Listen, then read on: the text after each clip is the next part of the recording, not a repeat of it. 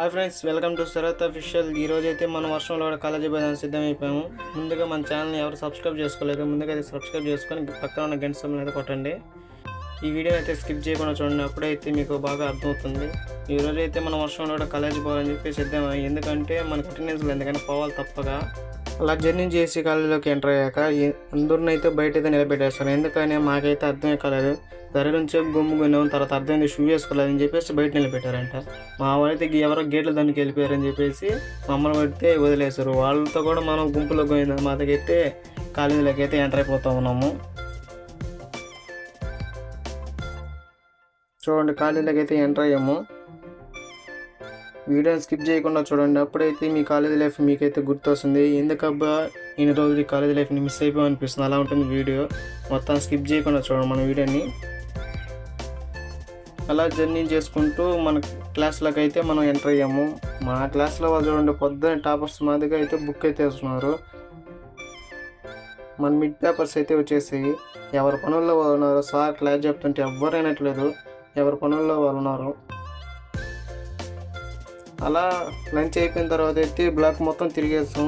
వర్షం వచ్చింది కదా, మొత్తం చెమ్మగా ఉంది కాలేజు. మా కాలేజీలో వర్షం వచ్చింది కాబట్టి చూడండి ఎలా ఉందో. మొత్తం మెరిసిపోతుంది, గ్రీన్గా అయిపోయింది. గ్రీన్ కాలేజ్ అని పేరు పెట్టాల్సింది కాలేజ్కి, అలా ఉన్నది మొత్తము. మా వాడికి నేను ముందుగా చెప్పాను, వద్దురా వర్షంలో క్యాంటీన్ పోబాకంటే మా వాడైతే బాహుబలి డైలాగ్ ఒకటి వేసి క్యాంటీన్కి అయితే వెళ్ళిపోతూ ఉన్నాడు. వర్షంలో కూడా ఏం లెక్కలేదంట వాడికి, ఎంత వర్షం అయినా వెళ్ళిపోతాడంట.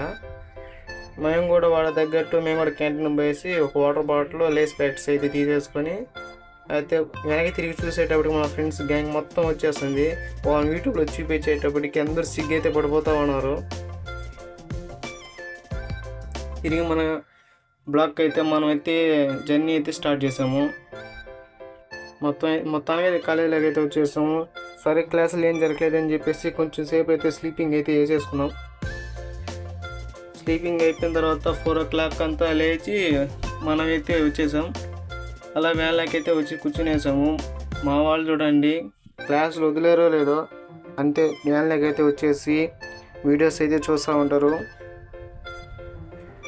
మొత్తానికి వ్యాన్ అయితే స్టార్ట్ అయిపోయింది. ఈరోజు ఎందుకు హ్యాపీగా అనిపిస్తుంది.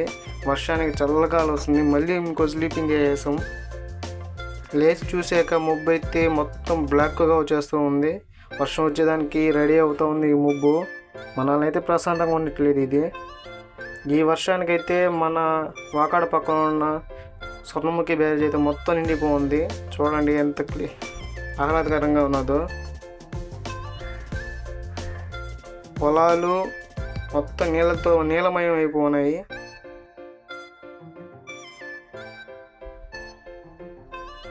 చూడండి, ఇది మనం చిట్టమూరు పక్కన ఉన్న ఏరు. ఆ ఏరు పొలం అంతా ఒకటైపోయింది. మన స్టాపింగ్ కాడ అయితే ఫుల్గా ఉన్న వ్యాన్ అయితే మొత్తం క్లియర్ అయిపోయింది. మనమైతే వ్యాన్ దిగేసి అలా మన టౌన్లోకి అయితే వచ్చేసాము.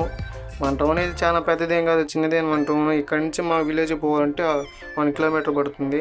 మన వెహికల్ అయితే వచ్చేసింది. మొత్తానికి మనం అయితే జర్నీ స్టార్ట్ చేసాం. మా ఊరు కూడా మొత్తం నీలమయం అయిపోయింది. చూడండి, ఇంటికి వచ్చి చూసేటప్పటికి పైకి చూస్తే చూడండి ఎలా ఉంది, మొత్తం బ్లాక్ అయిపోయింది. ఎట్లాగా దేవుడి దయ వల్ల మనం అయితే ఇంటికి అయితే వచ్చేసాం. లేకపోతే ఈ వర్షానికి మన జీవితం అయితే అదోగతి అయిపోయి ఉండేది. మీరు మీ కాలేజ్ లైఫ్ని ఎలా ఎంజాయ్ చేశారో నాకైతే కామెంట్ అయితే చేసేయండి. మన వీడియో నచ్చితే లైక్ చేయండి, షేర్ చేయండి, మన ఛానల్ అయితే సబ్స్క్రైబ్ చేసుకోండి. ఉంటా మరి.